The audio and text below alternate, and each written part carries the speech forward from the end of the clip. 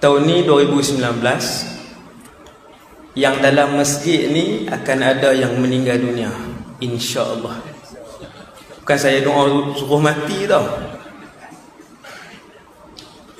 Dalam masjid malam ni mesti ada yang 2019 adalah tahun terakhir dia melihat alam Allah ini.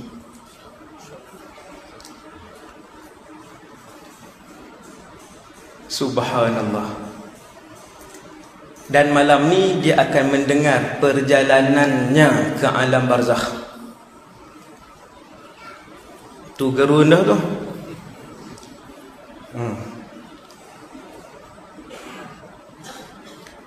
Manusia yang paling menyesal ialah manusia yang jarang ke rumah Allah. Tiba-tiba dia datang ke rumah Allah bukan untuk solat tetapi disembahyangkan. Dan dia melihat suasana di keliling ketika itu.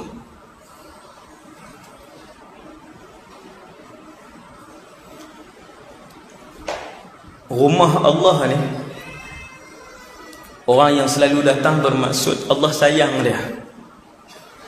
Sebab itu Allah tak jemu-jemu menjemput dia untuk menjadi tetamu Allah. Yang pertama tentang kematian, nombor 1, kullu nafsin dha'iqatul maut. Setiap yang ada nyawa akan merasakan sakit mati itu. Dha'iqah kembali kepada nafs, rasa mati. Dan ketika Rasulullah wafat pada 12 Rabiul Awal, Nabi wafat 12 Rabiul Awal 11 Hijrah. Nabi mula sakit pada akhir bulan Safar.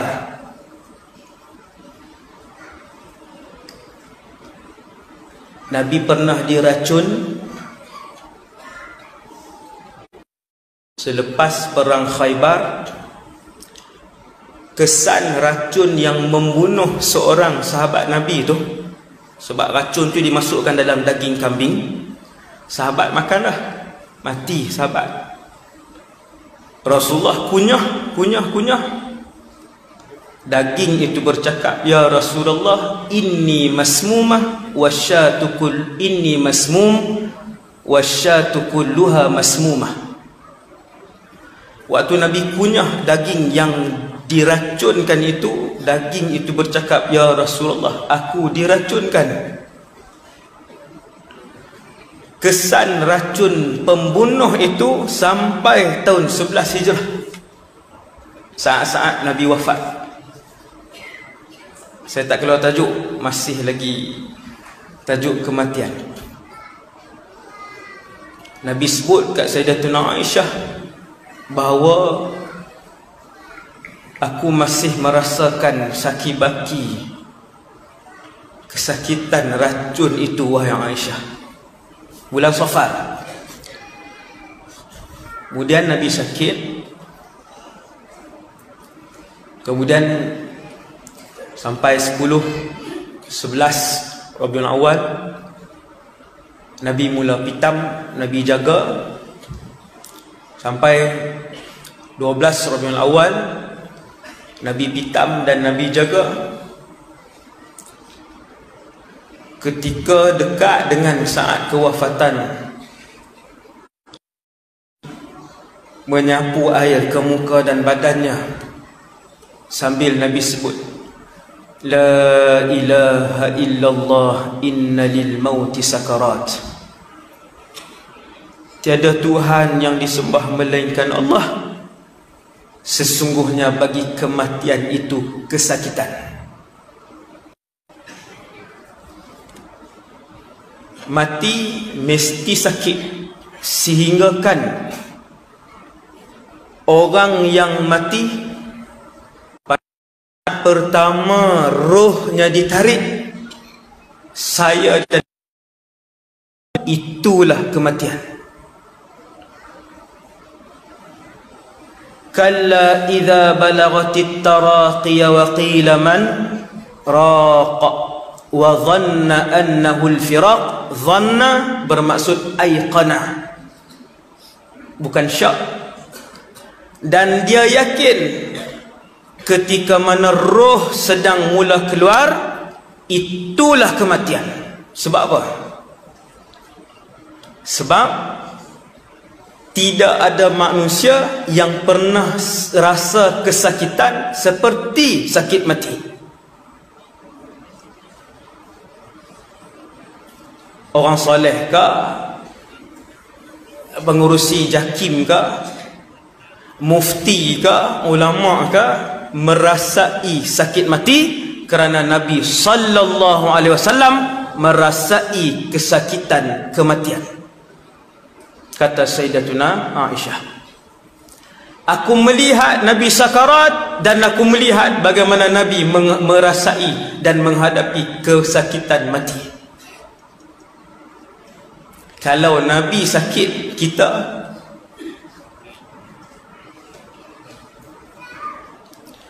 maka mati itu sakit, dia tak ada doa ya Allah hilangkanlah sakit mati, tak ada. Ya Allah ringankanlah beban kematian. Allahumma hawwin alaina fi sakaratil maut. Hawwin, ringankan. Allahumma hawwin alaina fi sakaratil maut. Ya Allah ringankanlah. Sakit mesti sakit. Cuma beza Islam dengan tak Islam. Kalau yang tak Islam sakitnya, kalau yang Islam sakitnya sebentar. Nabi sebut orang Islam waktu mati, ketika meninggal dunia, rohnya keluar seperti mana air yang keluar daripada sebuah bekasnya, laju. Kama tasilus siqa min fi, kama tasilul ma min fi siqa, macam air mengalir daripada sebuah bekas, laju. Dia keluar laju daripada tubuhnya, roh dia keluar laju daripada badannya, kerana dia telah lama rindu dengan Allah. Orang yang rindu Allah, dia faham, dia tak pernah teringin dengan dunia ni, kerana roh itu merindui Rasulullah sallallahu alaihi wasallam. Orang yang rindu Nabi, dia faham, dia tak pernah teringin dengan dunia yang dikejar oleh manusia ni.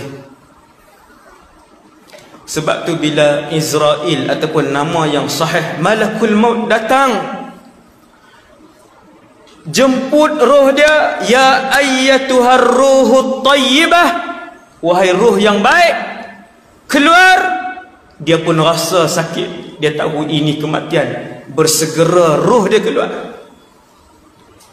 Berapa saat je, beberapa saat sahaja, bersegera roh dia keluar, berada di tangan Malakul Maut. Ni semua yang Rasulullah sebut. Ni saya baca ni semua ni hadis. Terus berada di tangan Malakul Maut.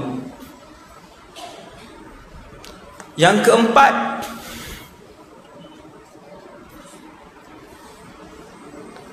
tiada siapa yang tahu bila dan di mana dia akan mati.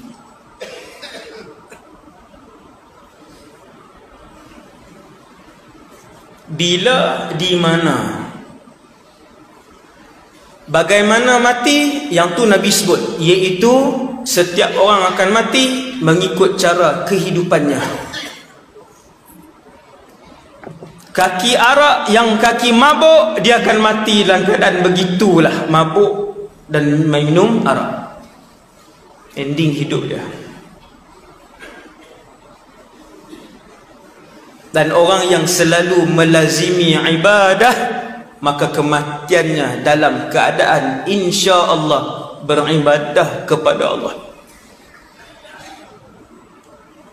Setiap orang akan mati dengan bagaimana dia menghabiskan kehidupannya.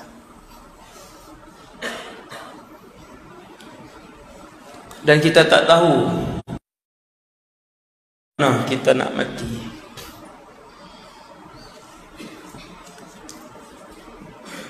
Ramai orang kongsi 100 hari sebelum kematian, 50 hari sebelum kematian,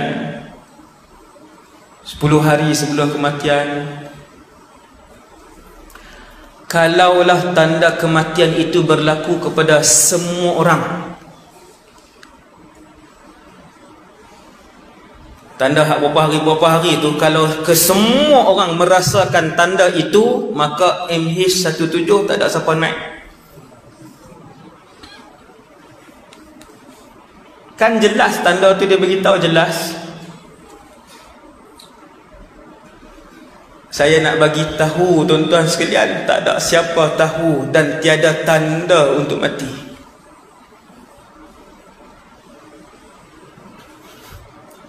Sebab tu ramai orang tak sedar dan tak sangka pun pada hari kematian dia, berbanding dengan segelintir orang yang tahu dekat tarikh kematian dia. Segelintir saja yang tahu dekat tarikh kematian dia. Orang yang paling tahu secara tepat ataupun hampir tepat hari kematian dia yang saya tengok dalam hidup saya ialah banduan akhir. Dan saya dah ziarah dah penjara yang menempatkan banduan akhir, sel yang menempatkan banduan akhir, dan tempat yang digantung banduan akhir pun saya dah pergi tengok. Banyak penjara saya masuk, bukan saya banduan, saya masuk ceramah. Penjara saya masuk ceramah, alhamdulillah. Kan? Banyak macam-macam jenis penjara, daripada penjara juvana, di Sungai Petani ada penjara juvana, sampailah penjara untuk ISA, untuk orang biasa, banduan lelaki, banduan perempuan, sampailah banduan akhir. Sekiranya seorang itu didapati bersalah sebagai banduan akhir, maka kematian dia ialah pada hari Jumaat yang dia tahu tarikhnya.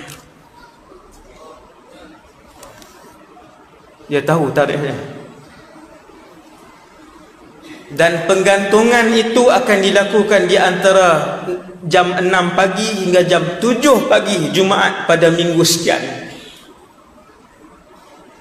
Tuan-tuan bayang banduan tu, hari Ahad apa dia buat? Dia tak bangun daripada sejadah. Panjang mana pun misai dia, banyak mana pun tattoo dia, berapa kawasan pun yang dia pegang, waktu dia jadi banduan akhir, air kosong pun tak boleh masuk dah dalam mulut dia.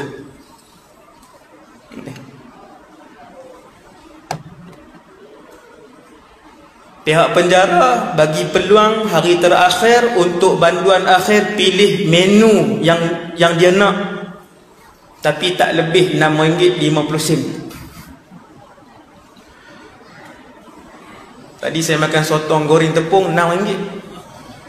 Mahal. Kami RM4 je. Sotong goreng tepung boleh makan. Akhir diberi ruang untuk pilih menu yang dia nak pada hari terakhir hidup dia. Dia nak pesan apa tuan? Dia nak order. Dia nak order rojak. Dia nak order nasi goreng kampung. Hari Khamis malam Jumaat, air kosong ni pun dah tak boleh lintas leher dia. Minum meleleh di sini. Itu kematian. Subhanallah. Dibenarkan untuk berjumpa dengan waris. Nak bercakap apa dengan keluarga waktu tu, dalam masa tempoh berapa minit tu, nak cakap apa? Tiada perkataan yang boleh keluar. Air mata je keluar, laju air mata. Perkataan tak boleh keluar dah. Peluk isteri, peluk anak, perkataan tak boleh keluar. Sekejap lagi nak kena gantung. Gantung. Tetapi dia lebih beruntung daripada ramai orang Islam kerana dia sempat untuk taubat. Alhamdulillah.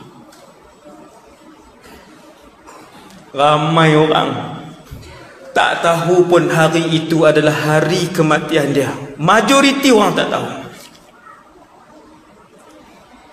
Rupanya hari itu adalah hari terakhir untuk dia beribadat kepada Allah. Apabila roh meninggalkan tubuh, maka manusia tidak lagi mengenal erti ibadah sampai dia masuk syurga. Tuan-tuan ingatlah makna ibadah elok-elok. Sebab tu kita tengok tuan-tuan guru kita kalau solat, lama solat mereka. Kalau duha sampai 8 rakaat, duha mereka. Kenapa? Jawapannya malam ni, iaitu apabila satu roh meninggalkan tubuh, dia tidak lagi dibenarkan melakukan satu pun ibadat sampai dia masuk dalam syurga. Tak ada ibadat. Quran yang tuan-tuan tengok malam ni, kalau esok tuan-tuan mati, maka malam ni lah terakhir tuan-tuan sentuh dan membaca Quran tu. Sampai bila Ustaz? Selama-lamanya. Kerana dalam syurga tiada lagi solat, tiada lagi zakat, tiada lagi haji, tiada lagi sedekah, tiada lagi puasa. Yang namanya ibadah di dunia ni saja. Nak baca Quran di dunia ni. Nak bersedekah, sedekah hari-hari di atas muka bumi ni, sedekah hari. Orang mati cara su'ul khatimah, ayat pertama yang keluar daripada mulut dia,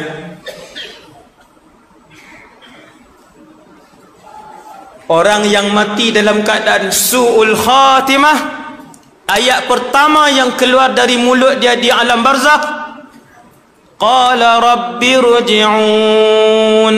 Ya Allah, boleh tak nak balik sebentar? Ayat pertama. Hatta idza jaa ahadahumul maut qala rabbi rji'un. Ya Allah, boleh tak nak balik sebentar? Untuk apa? Untuk tengok anak kamu? Untuk tengok syarikat kamu? Untuk balik ke rumah kamu? Untuk pegang jawatan lagi? Semua tak mau. La'alli a'malu salihan fima tarakt. Nak buat amal soleh. Tak mau dah, kerja tak mau dah, makan tak mau dah, jawatan tak mau dah, pangkat tak mau dah, ya Allah. Nak buat amal soleh. Dan Allah tafsirkan amal soleh itu dalam ayat lain, ayat Quran juga. Amal soleh itu ialah bersedekah fi sabilillah. Antara ibadat yang paling nak dilakukan oleh seorang bila mati, sedekah. Buat ceramah, buat tajuk sedekah. Ada banyak hadis yang Nabi cerita tentang sedekah, dan ceritalah tentang sedekah Rasulullah. Kenapa Nabi berani bersedekah sehingga tidak berbaki seringgit pun di dalam rumah Rasulullah, sedangkan Nabi seorang yang kaya raya.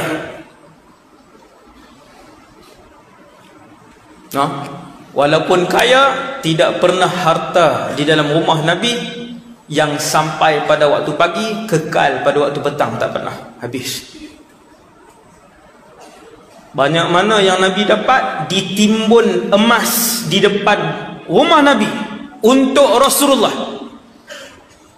daripada Bahrain. Hari ini Bahrain mewah. Nenek moyang mereka dahulu kala kalau datang ke Madinah, lunggukkan emas di depan rumah Nabi. Emas yang dilunggukkan pagi itu tidak lagi kelihatan selepas zuhur. habis. Kesemuanya disedekahkan oleh Rasulullah SAW. Hak ni tajuk mati lagi ni. Hari pertama paling banyak orang minta untuk kembali ke atas muka bumi Allah untuk melakukan ibadat sedekah jariah. Sedekah jariah. Mati itu sakit. Termasuk Rasulullah merasai sakit mati. Ini poin nombor 1. Hanya satu kumpulan yang tak rasa sakit mati, iaitulah mereka yang mati syahid.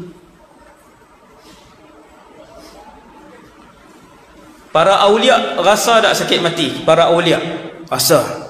Salihin rasa. Ulama yang Rabbani rasa kematian, sakit mati, rasa. Satu saja kumpulan yang tidak merasai kesakitan mati, mereka ialah orang yang mati syahid. Syuhada. Syuhada ni pun boleh buat tajuk ceramah. Syuhada saja yang tidak merasai sakit mati. Sebab apa tuan?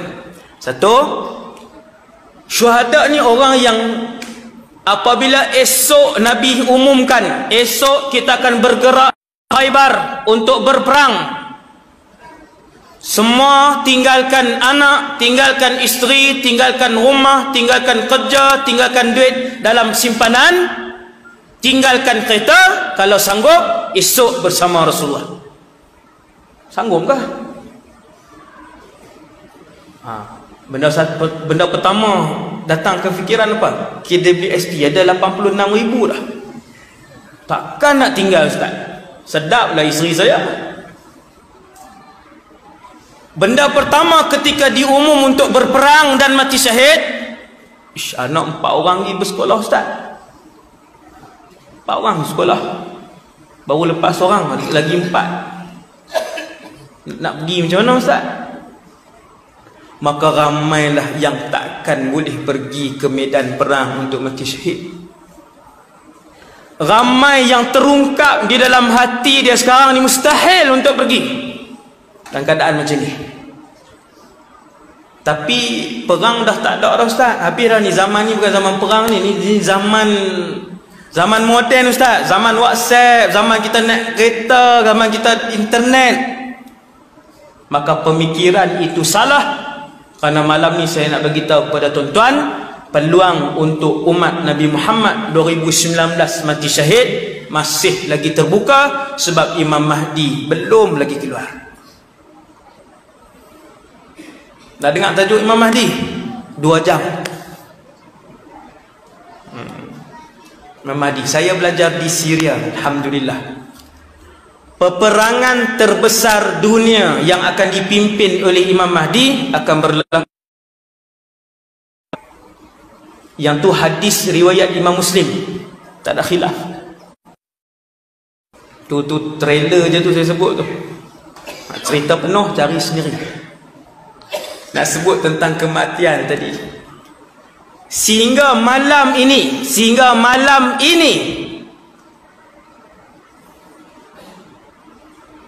roh syuhada sahaja, roh orang-orang yang mati syahid sahaja diletakkan oleh Allah di dalam perut burung-burung yang berwarna hijau, dan mereka bebas berterbangan ke mana sahaja mereka nak pergi di dalam syurga Allah.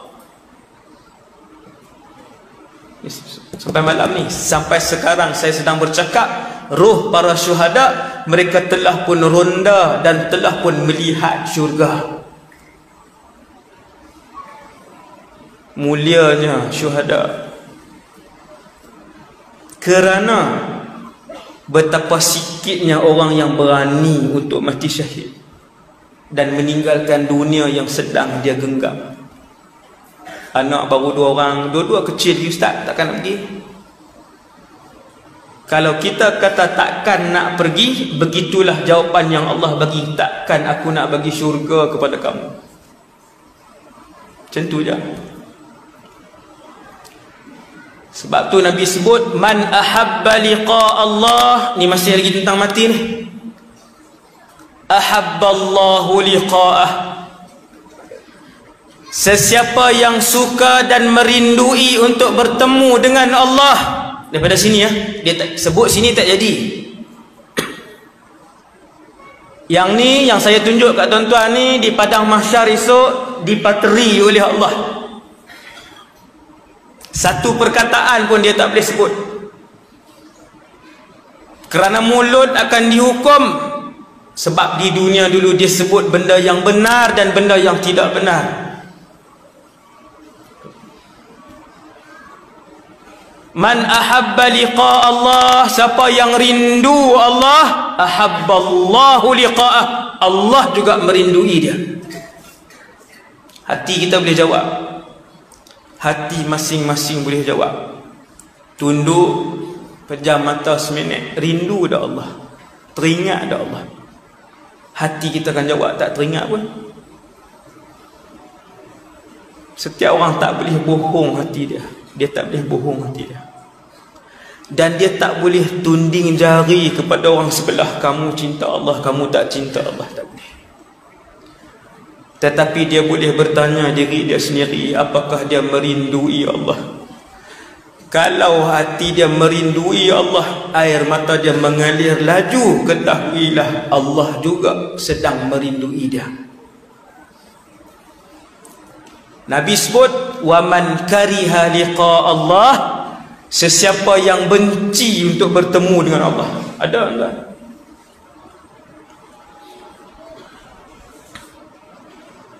Macam-macam manusia hari ini yang benci untuk bertemu dengan Allah. Sebut Allah tak suka, dengar Al-Quran tak suka, tengok majlis ilmu tak suka, tengok syariat Islam dibangkitkan, ditegakkan, dia tak suka. Hati dia tak suka, walaupun namanya Siti, walaupun namanya Muhammad, dia tak suka. Karihallahu liqa'ah, kata Rasulullah, Allah juga benci untuk bertemu dengan dia. Habis dia. Allah juga benci untuk bertemu dengan dia. Tuan-tuan, mati seorang sekali saja. Sekali ya. Dah rasa sekali sakit mati, tidak akan lagi merasai sakit mati selama-lamanya. Walaupun dibakar di dalam api neraka Jahannam, seluruh tubuhnya dibakar, la yamutu fiha wala yahya. Dia tak mati dan dia tak hidup. Yang dia rasa hanyalah kesakitan. Sakit.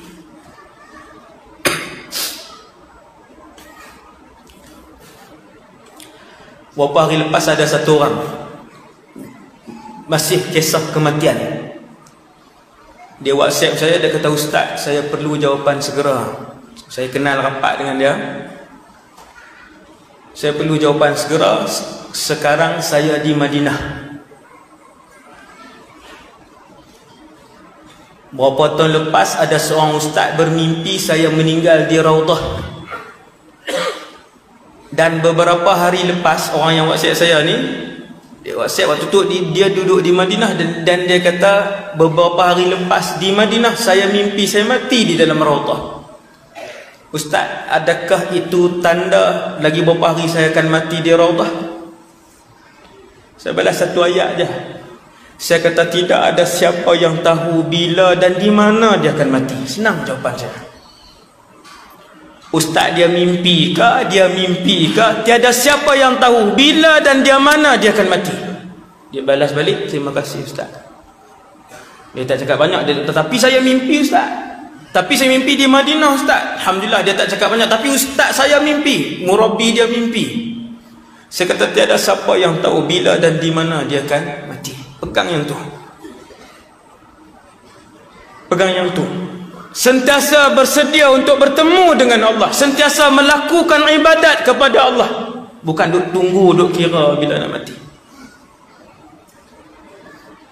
Hari ni saya WhatsApp dia tadi. Ada di mana? Ada di Mekah. Alhamdulillah, saya sebut hati. Kan tak mati. Bukan saya kata kat dia. Bukan saya kata kat dia. Saya tak WhatsApp pun. Saya WhatsApp dia. Saya tanya ada di mana? Dia kata dah sampai Mekah. Saya kata kan.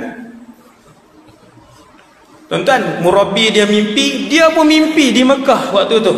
Berapa hari lepas di Madinah dia mati dalam raudhah.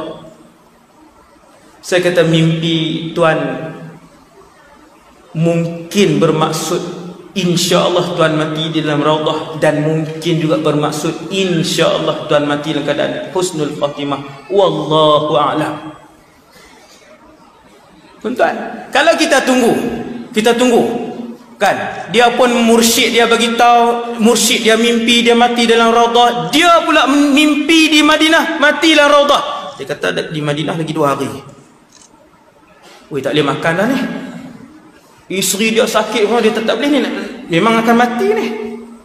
Nampak? Maka tak betul. Tuan-tuan, jangan kira, tuan-tuan, jangan kira hari kematian.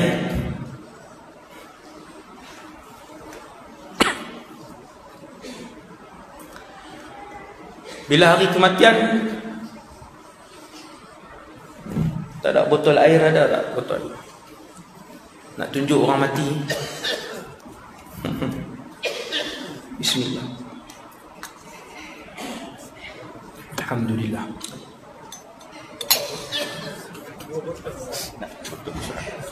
Ini 2 orang mati ni.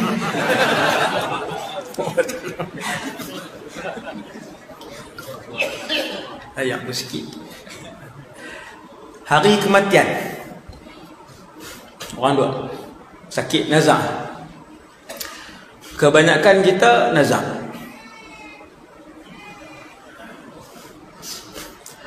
Ahli keluarga pun balik ramai. Balik bukan untuk baca Quran, bukan untuk zikir, bukan untuk bagi semangat. Balik pakat buat kerja masing-masing. Yang bersembang, yang isap rokok, yang minggim, yang WhatsApp. Yang riuh masak di dapur,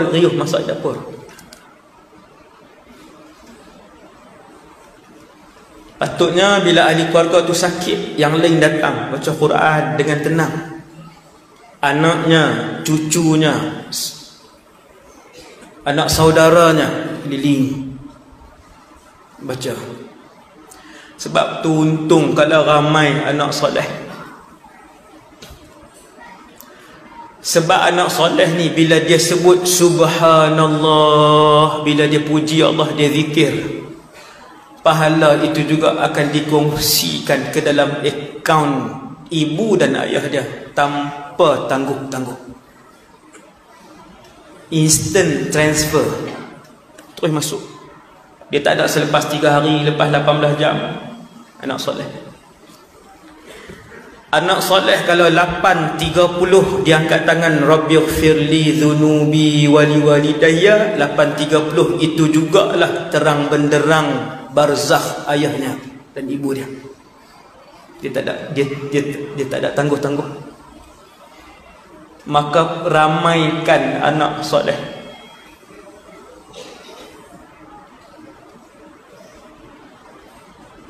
Dan anak yang soleh pula, mulut dia tuan-tuan, mulut anak yang soleh setiap jam dia akan sebut dan terlintas di hati dia, Rabbighfirli dzunubi wa liwalidayya warhamhuma kama rabbayani shaghira.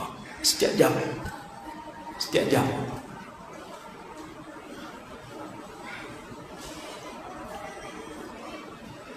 Satu orang bila dia nazak, dia pun tak tahu hari apa, jam berapa, minit ke berapa, saat ke berapa. Ada orang sakit 7 tahun sakit baru mati. Semua anak dah jadi anak deraka dah. 7 tahun makan kena swab, minum perlu ditukar oleh anak-anak dengan pampers. Semua anak dah jadi anak deraka dah. Itu ujian Allah kepada keluarga tu. Tapi tak ramai anak-anak yang mampu untuk memakaikan pampers ayah dan mak hak 7 tahun 6 tahun tadi. Tak ramai. Ini contoh ni yang kita tengok ni dengan mata. Lawan tolak, bertengkar adik-beradik. Rumah kamu pula, aku dah 6 tahun dah. Rumah kamu pula 4 bulan dah di rumah aku. mak yang lumpuh dengar,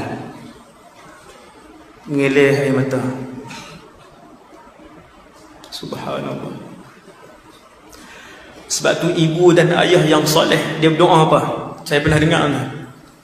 Ibu dan ayah yang soleh, salah satu doa mereka, dia kata, ya Allah, sekiranya kau matikanlah dengan cara yang mudah, yang aku tidak menyusahkan sesiapa pun di keliling aku.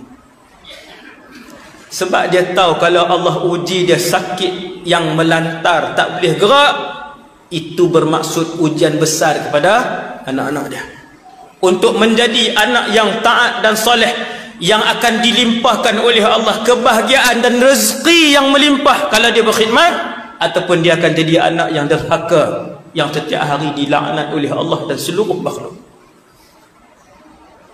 Doa ya. Ibu solehah dia doa, dia kata, ya Allah, kalau matikan aku, janganlah susahkan siapa pun di keliling aku. Senang aja mati. Sakit pun tidak, tak ada sakit apa teruk-teruk, meninggal.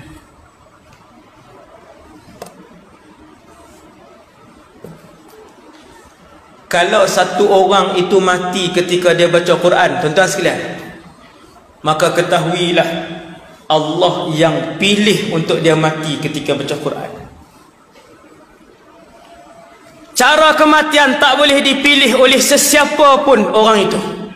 Banyak mana pun ilmu dia, berapa juzuk Quran pun yang dia hafal, berapa kaya pun duit yang dia ada, berapa masyhur pun dia di dunia, dan setinggi apa pun jawatan yang dia pegang, dia tak boleh pilih cara dan keadaan mati dia. Kalau dia mati dalam keadaan sujud kepada Allah, ketahuilah Allah yang pilih untuk dia mati waktu dia sujud itu.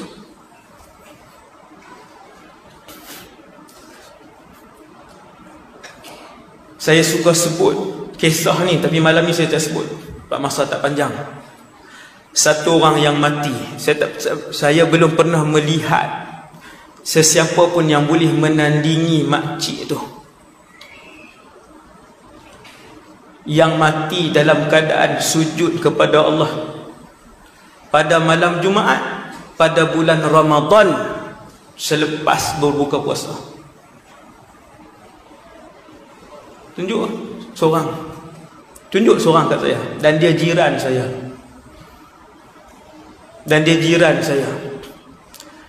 Sifat dia yang paling penting, dia tak pernah menyakitkan hati orang. Hati cukup penting. Hak orang, sakit hati orang, maruah orang, tipu orang, jangan. Saya tidur dengan mendengar bacaan Quran, saya bangun subuh dengan mendengar bacaan Quran beliau. Mati bulan Ramadan, malam Jumaat dalam sujud. Tuan-tuan nak beli, tuan-tuan nak beli cara tu, tak boleh beli. Allah anugerahkan. Dan sesiapa yang mati dalam keadaan mabuk, naik kereta, aksiden, mati, mabuk, Nabi sebut dia bangun di mahsyar dalam keadaan botol arak masih disendeng di bahunya, berjalan ke mahsyar dalam keadaan mabuk, terhuyung hayang ke kanan dan ke kiri. Kerana tiap-tiap orang mati dengan cara dia hidup dan dibangkitkan oleh Allah dengan cara kematiannya.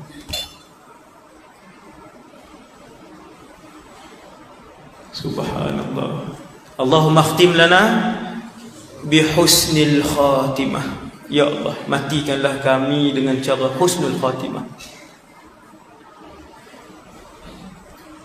Tentang yang paling penting sekali, ending mati. Nabi sebut dalam satu hadis sahih, ada orang dia hidup, ending dia dengan amalan ahli neraka, dia mati su'ul khatimah. Ending penting. Tempoh hidup pun penting. Ni hak kita hidup ni nak isi dengan apa, itu penting. Dan tetapi yang paling penting khatimah itu. Yang khatimah itu yang paling utama. Mohon dengan Allah sungguh-sungguh, bukan melawak tuan. Mohon dengan sungguh-sungguh. Wala takhtim alaina bisu'il khatimah. Seorang wanita ahli ibadat kurung kucing sampai mati, masuk neraka perempuan tu.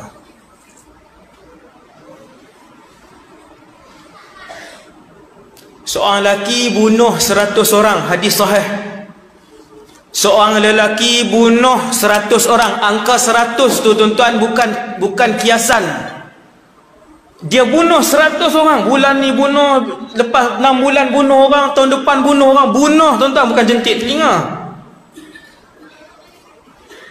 Bunuh. Bertaubat kepada Allah. Tengok, lelaki ni bertaubat kepada Allah. Taubat dia diterima, mati dalam keadaan husnul khatimah. Sebab tu tuan-tuan, Allahumma khtim lana bi husnil khatimah. Satu orang yang nazak bila sampai masa dia. Ni dengar elok ni yang nak meninggal tahun ni. Subhanallah. Tak payah takut tuan-tuan, semua nak pergi ke alam tu. Orang takut sebab orang ingat alam barzakh ni lepas disoal oleh malaikat apa semua, mati dalam keadaan husnul khatimah, apa semua selesai. Lepas tu duduk dalam tanah tu 4 segi, duduk bila nak kiamat ni. Bukan. Alam barzakhnya alam yang luas. Boleh berjalan, boleh bersembang, boleh berjumpa dengan roh-roh lain. Ni tu nak pergi ke alam barzakh betul tu. Memang tak ada dah, saya beritahu siap, memang tak sempat dah pergi tu. Kepada episod tu memang tak sempat dah. Cuma saya cerita siap-siap, itulah barzakh yang sebenarnya. Ia sebuah alam yang indah. Tak tengok dah wajah malaikat munkar dan nakir. Malaikat munkar dan nakir tanya beberapa soalan tu, kemudian dia pergi, dia tak datang dah. Kita rehat. Tak ada lagi semayang, tak ada lagi susah, tak ada lagi resah, tiada lagi takut, tiada lagi miskin, tak ada lagi, rehat. Dan alam itu indah. Sembang dengan orang tu, sembang dengan orang ni. Ada hadis ke semua ni ada hadis. Tak sampai gitu tu episod 83. Ni baru episod 2. Kan drama panjang-panjang sekarang ni. Subhanallah. Satu orang bila dia nazak, banyak kali keluar tajuk ni, nazak, Allah pun arahkan malakul maut. Malaikat ni nama malakul maut. Bilangan malaikat lebih ramai daripada bilangan semua makhluk yang ada atas alam ni. Ada 4 orang ketua malaikat, seperti mana ada 5 orang ketua rasul dan para nabi. Nabi ada 124,000 orang nabi. Nabi ada 124,000 orang nabi. Ulul azmi ada 5. Para malaikat sangatlah ramai. Ketua yang paling kanan 4. Israfil, Mikail, Jibril, Malakul Maut, 4 orang. Setelah malaikat Israfil tiup sangkakala, tak pergi lagi cerita botol tadi ni, botol ni. Nak cerita ni dulu ni menarik ni. Tentang kematian. Makhluk yang bernama kematian. Makhluk yang bernama mati. Setelah Israfil tiup sangkakala, kesemua makhluk bernyawa mati, termasuk penghuni langit pada 7 langit, iaitulah malaikat. Lalu Allah panggil malakul maut. Wahai malakul maut, man baqi, siapakah yang berbaki di kalangan yang bernyawa? Malaikat maut sebut, walaupun Allah Maha mengetahui. Malaikat maut pun jawab, ya Allah, baqita antal hayyul ladzi la yamut. Telah berbaki kamu wahai Tuhan yang maha hidup dan tidak akan mati selama-lamanya. Baqiya Jibril, baqiya Israfil, baqiya hamalatul arsh, wa baqitu ana. Yang masih hidup lagi ialah Jibril, Mikail, Israfil dan penanggung Arash yang berjumlah 8 orang. Arash ada 8 malaikat. Setiap malaikat penanggung Arash lebih besar dari Jibril alaihissalam. Cerita malaikat tak lama sangat, sejam setengah. Nak dengar? Habis dah, lagi 5 minit dah. Malaikat apa? Saya lebih sikit. Subhanallah. Penanggung Arash 8 orang. Kata malakul maut berbaki sekian-sekian. Allah arah malaikat maut pergi cabut nyawa hamalatul arsh yang 8 tadi. Pergilah malakul maut, dia cabut nyawa hamalatul arsh. Subhanallah. Ke-8. Siapa berbaki? Israfil. Allah Ta'ala sebut, wahai malakul maut, iqbid ruha Israfil. Pergi cabut nyawa Israfil. Dicabut nyawa Israfil. Man baqi? Baqiya Mikail. Cabut nyawa Mikail. Siapa yang berbaki? Jibril. Cabut iqbid ruha Jibril. Dicabut ruh Jibril. Tuan-tuan jangan tanya iblis, Ustaz. Iblis daripada sangkakala pertama tadi mati awal lagi. Iblis, syaitan, jin, manusia. Akhirnya yang berbaki ketika itu hanyalah malakul maut yang bernyawa. Maka kata Allah, iqbid ruhaka ya malakul maut. Cabut nyawa kamu wahai malakul maut. Dia pun cabut nyawa dia. Setelah di dalam wujud ini, tuan-tuan, tiada lagi yang bernyawa. Dan berbakilah Allah yang maha hidup dan tidak mati selama-lamanya. Lalu Allah berkata, Anal Jabbar, Anal Jabbar, Anal Jabbar. Nak terjemah apa Jabbar? Berkuasa, berkehendak. Limanil mulkul yawm, tanya Allah. Kerajaan dan kekuasaan milik siapa? Cuba jawab. Allah tanya ketika itu. Waktu itu memang tak ada siapa pun yang mendengar. Tapi Nabi cerita kisah ini. Lalu Allah sendiri menjawab, Lillahil wahidil qahar. Kerajaan dan kekuasaan adalah milik Allah. Al-Wahid yang esa, Al-Qahhar yang maha perkasa. Cerita yang botol tadi ni, Nazam.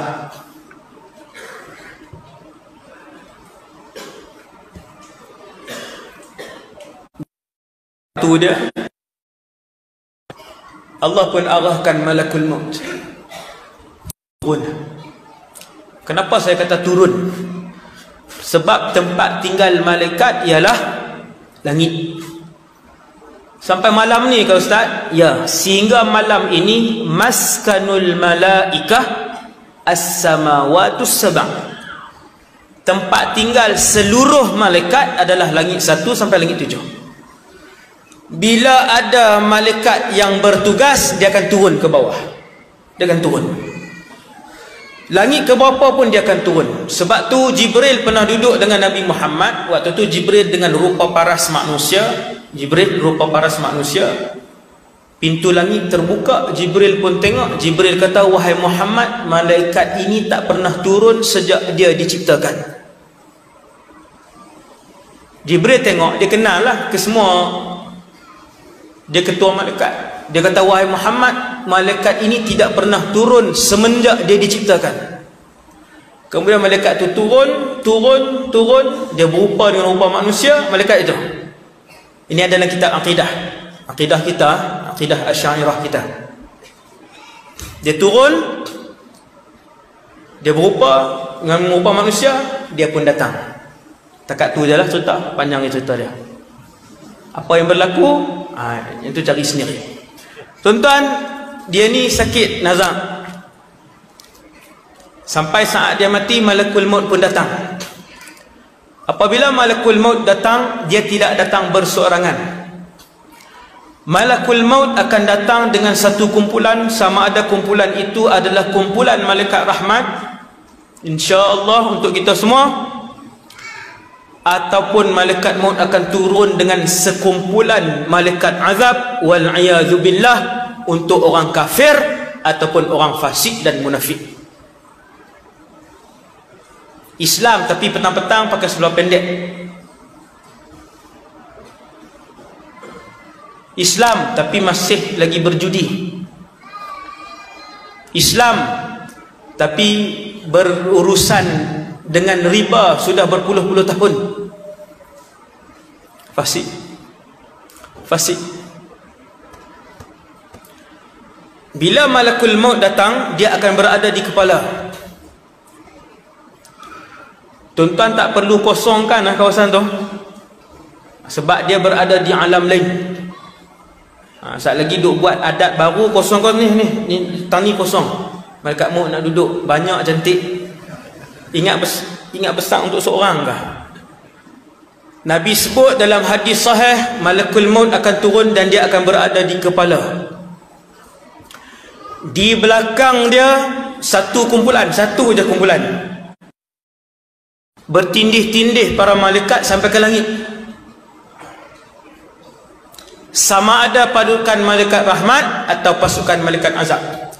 Bila sampai masa, malakul maut pun akan cabut nyawa tadi. Dia akan mula tarik. Dan roh akan mula kosong daripada bahagian sini.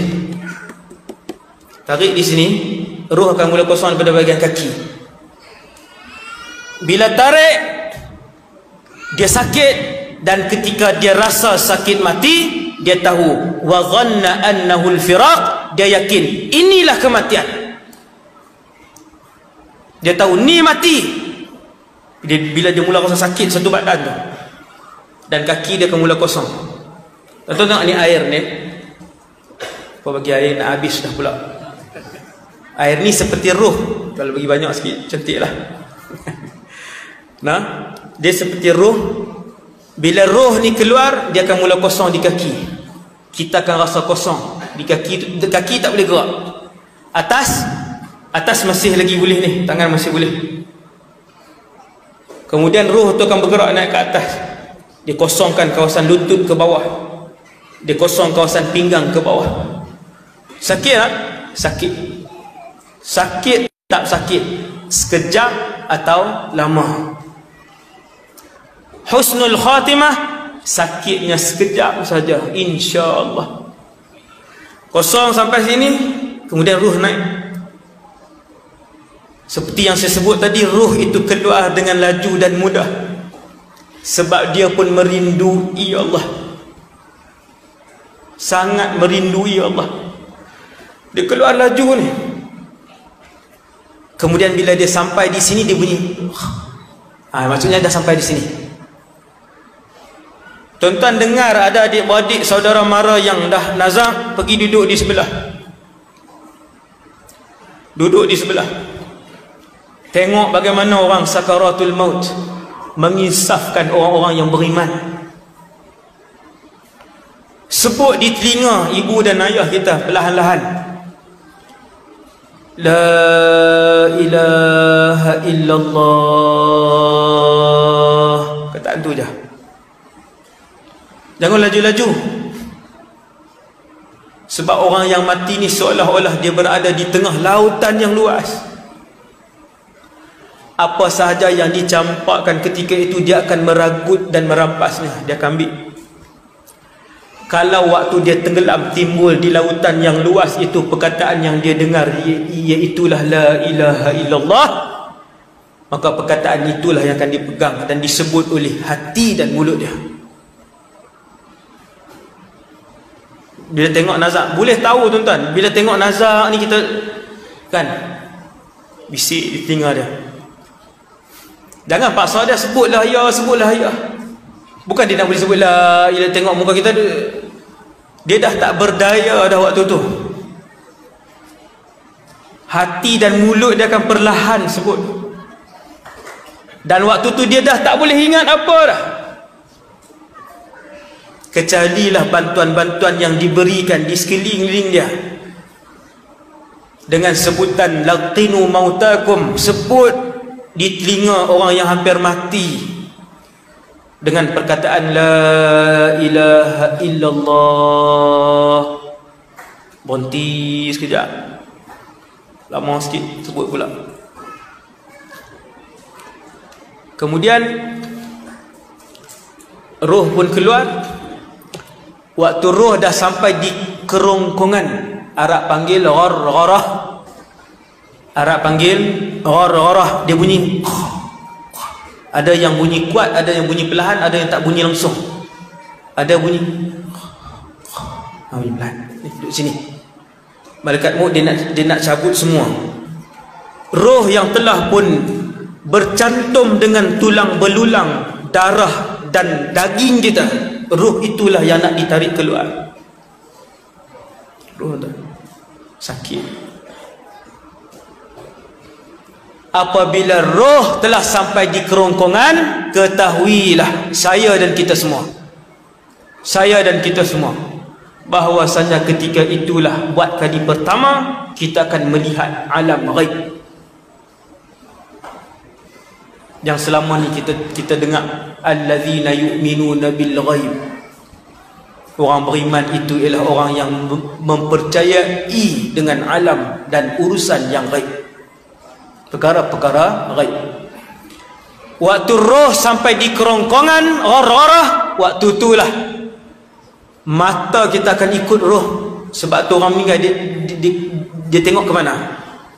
Nabi sebut apabila roh itu keluar, tabi'ahul basar, hadis tabi'ahul basar, mata dia akan tengok di sini. Sebab malaikat maut duduk di sini. Sebab tu dia lihat roh dia ke sini. Sebab tu orang meninggal dia tengok situ. Orang meninggal mata dia akan tengok sini sikit, ke arah atas sedikit. Sebab roh dibawa ke atas, bukan ke atas sana, ni di kepala tu. Kan dia duduk macam tu, maka mata dia akan tengok ke sini sikit. Macam tu. Yang ni Nabi sebut, dan memang itu yang kita tengok. Waktu itulah kali pertama melihat malakul maut. Sekiranya kamu melihat malakul maut datang dalam rupa paras yang berseri-seri, maka ketahuilah mati kamu adalah husnul khatimah. Yang tu ya. Saat pertama roh kita keluar daripada tubuh kita, ketika roh melintasi kerongkongan kita, waktu itu kita mula menatap wajah malakul maut. Seandainya wajah itu senyum kepada kita, datang dengan rupa yang berseri-seri, ketahuilah mati kita adalah mati husnul khatimah. Dia bukan mengerikan, tuan-tuan, tak, tidak mengerikan. Memang sakit. Tubuh kita sangat sakit, kita sangat sedih waktu tu. Persoalan yang keluar, pelbagai persoalan yang keluar, ni kematian kah? Kita pun tengok tubuh kita. Waktu tu kita masih boleh melihat ruang bilik kematian kita. Soalan mari macam-macam ni. Macam mana dengan anak kita, macam mana dengan tanah kita? Kalau orang beriman, oh dah tak boleh dah pegang Quran, tak boleh dah nak bersedekah, ya Allah, inilah kematian. Itu orang beriman.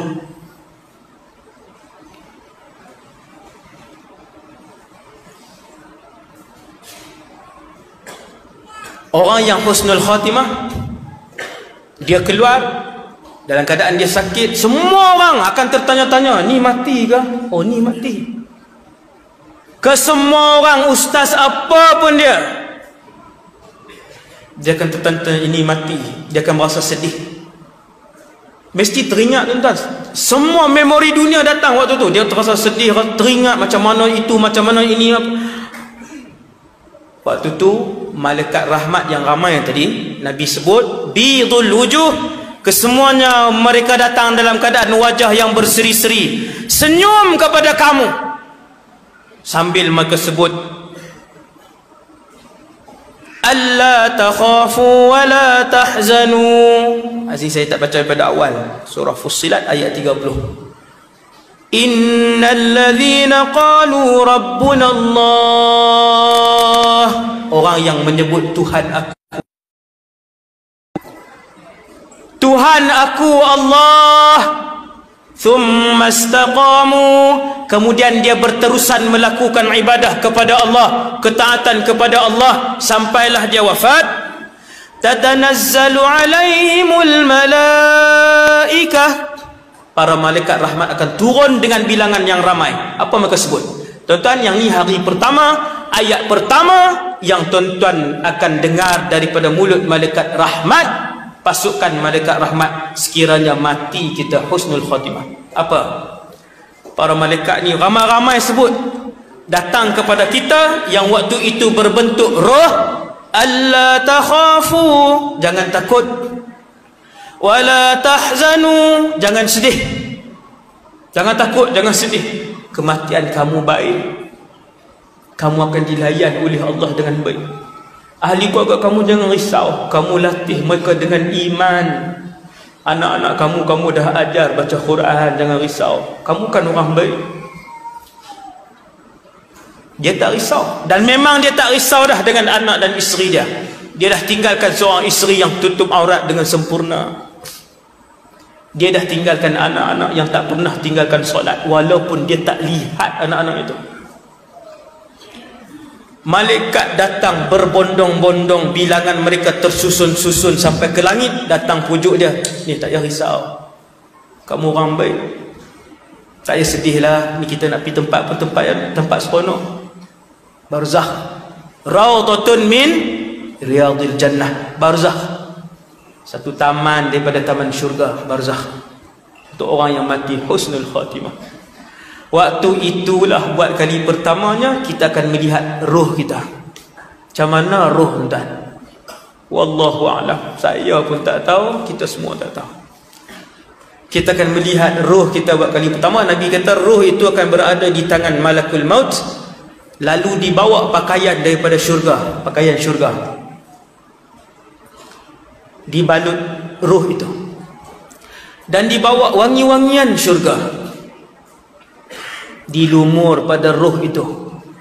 Maka semerbaklah bau itu daripada langit pertama sampai langit ketujuh, wangi.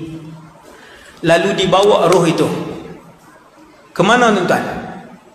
Bukan ke barzakh, naik ke langit. Naik ke langit 1, langit 2, langit 3 sampai ke langit 7. Allah SWT berfirman, simpan buku amalannya di Illiyin. Kalla inna kitabal abrari lafi Illiyin. Illiyin ialah nama tempat. Sekiranya orang itu saleh, buku amalannya di Illiyin. Selepas langit 7, Allah pun sebut simpan buku amalannya di langit, di Illiyin. Dia ni orang baik, kembalikan dia di sana. Sana tu di mana tuan-tuan? Sana itu di bumi, dan di sanalah dia akan pergi ke alam barzakh. Di mana sebetulnya barzakh? Wallahu a'lam. Roh itu akan turun langit 7, 6, 5, 4, 3, 2, 1. Turun maksudnya tinggi ustaz? Ya, tinggi. Sangat jauh? Ya, sangat jauh. Dan roh perjalanannya sangat laju. Semua akan lalu tuan-tuan, semua orang akan lalu. Dibawa, diturun ke bawah. Orang pun angkat jenazah kita tadi, mandi, kafan, bawa ke masjid, disolatkan, kemudian dikebumikan. Setelah dikebumikan, sekira-kira seekor kambing disembelih, dilapah dan dibahagikan dagingnya, maka akan turun kepada kamu malaikat apa? Munkar dan Nakir. Berapa tempoh dia? Sembelih kambing, dilapah dan dibahagikan. Tuan-tuan, 9.20 lah ni. Tak maaf lah, kau berhenti tu sekarang ya? Malaikat Munkar dan Nakir akan turun. Dan Nabi sebut ni hari pertama, dia panjang Saya pendekkan. Pada hari pertama itu, setelah semua pulang, kalian bahkan mendengar bunyi tapak kasut yang meninggalkan tanah perkuburan. Dengar. Ada perkara yang didengari oleh orang yang berada di alam barzakh. Antaranya itu, hadis tu jelas, hadis tu hadis sahih. Nabi kata kalian mendengar bunyi tapak orang meninggalkan tanah perkuburan, lalu turun Munkar dan Nakir. Apabila turun Munkar dan Nakir, saya tak cerita dah lah dia punya sifat dia sebagainya. Dia terus tanya soalan, Man Rabbuka, siapa Tuhan kamu? Waktu tu yang akan jawab ialah amalan kita, bukan ilmu pengetahuan kita. Maka orang yang mati husnul khatimah akan menjawab dengan mulut yang lancar, Rabbi Allah, Tuhan aku Allah. Ma dinuka, apa agama kamu? Diniyal Islam, agama aku Islam. Siapa lelaki yang diutuskan kepada kamu? Huwa Rasulullah sallallahu alaihi wasallam. Dia boleh jawab. Habis dia jawab 3-4 soalan, malaikat Munkar dan Nakir pun pergi. Habis soalan, sesi soal jawab. Ada pendapat ulama sebut selama 3 hari disoal, ada dia sebut selama 40 hari, dan begitulah beberapa pendapat. Kemudian malaikat Munkar dan Nakir pun pergi dan tak kembali. Lalu roh ini pun dibawa ke taman syurga. Maka hiduplah dia di taman syurga, dia berjumpa dengan roh-roh yang lain. Ramai yang semua roh yang kenal dia ni, haji ni, datang umun. Loh, Haji Ma'in meninggal dah. Haji Ma'in berkata, hang lagi awal. Yang tu saya punya ayat lah, bukan hadis. Tetapi yang Rasulullah beritahu, dia akan berjumpa dengan roh-roh lain. Roh-roh lain akan datang mengerumuninya yang kenal dia. Untuk apa? Untuk tanya anaknya, tanya anak dia, nak tanya rumah dia, nak tanya. Roh-roh lama datang, macam mana isteri saya lepas saya mati? Okey ke dia? Haji Ismail baru mati tu kata, Alhamdulillah, dia pun dah nikah lain dah. Hak tu saya, bukan hadis. Subhanallah. Sembang, saya bersembang. Maka hiduplah dia di alam tu, barzakh. Hidup. Orang yang su'ul khatimah tadi, cabut roh nyawa, sakit, dia pula tak mau keluar daripada roh dia, berlari-lari dia daripada roh tadi, daripada dalam tubuh tadi. Bila malaikat maut tarik nyawa dia, berlari, tatafarraqur ruhu fil jasad, kata Nabi. Berlari hingga berpecah-pecah roh dia di dalam tubuh. Dah sakit, lagi sakit, lagi sakit, tak mau keluar dia. Benci dia berjumpa dengan Allah, dan Allah juga benci dengan dia. Lalu direntak. Direntak. Kemudian berada di tangan malaikat. Kali pertama roh dia sampai di sini, dia pun tengok wajah Malakul Maut datang dengan wajah yang ganas. Ketahuilah dia mati dalam keadaan su'ul khatimah. Habis dia. Kemudian kesemua malaikat yang datang adalah malaikat azab, kesemuanya berwajah hitam melegam, kata Rasulullah, sudul wujuh. Ketika kalian melihat malaikat-malaikat yang mengiringi Malakul Maut itu dalam keadaan wajah yang hitam, ketahuilah mereka adalah kematian kamu adalah kematian su'ul khatimah. Habis dia, tak ada peluang.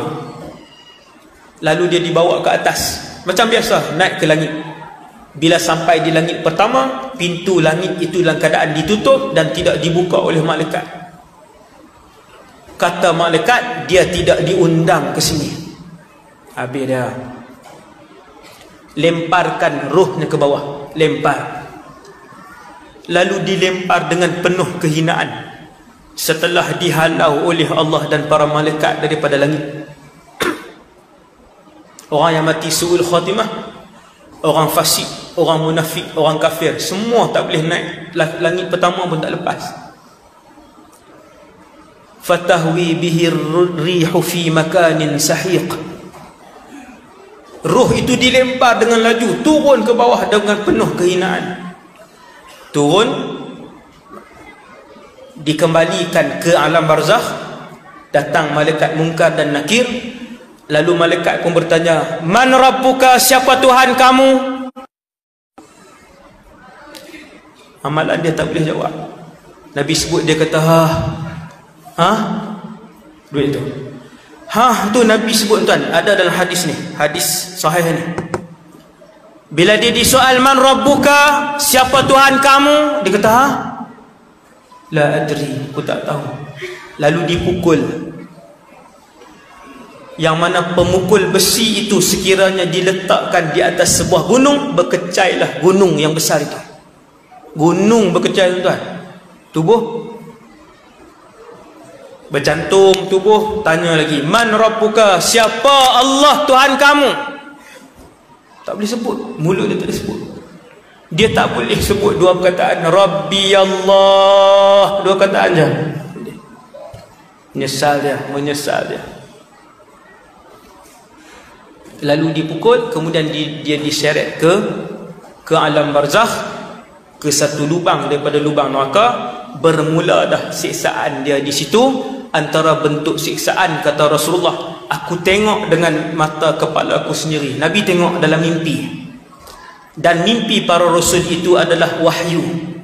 Nabi kata antara bentuk siksaan di barzakh ialah satu orang dihempapkan kepalanya dengan batu besar sehingga berkecai batu, berkecai kepalanya. Lalu bersambung kepalanya. Sakit tadi, sakit tuan-tuan, sakit, pecah dan hancur kepala. Lalu bersambung kepalanya. Lalu malaikat datang, dihempaskan lagi batu besar ke atas kepalanya, hancur kepalanya. Nabi kata begitulah diulang sambung kepalanya sampai kiamat. Sampai kiamat. Inna lillahi wa inna ilaihi raji'un.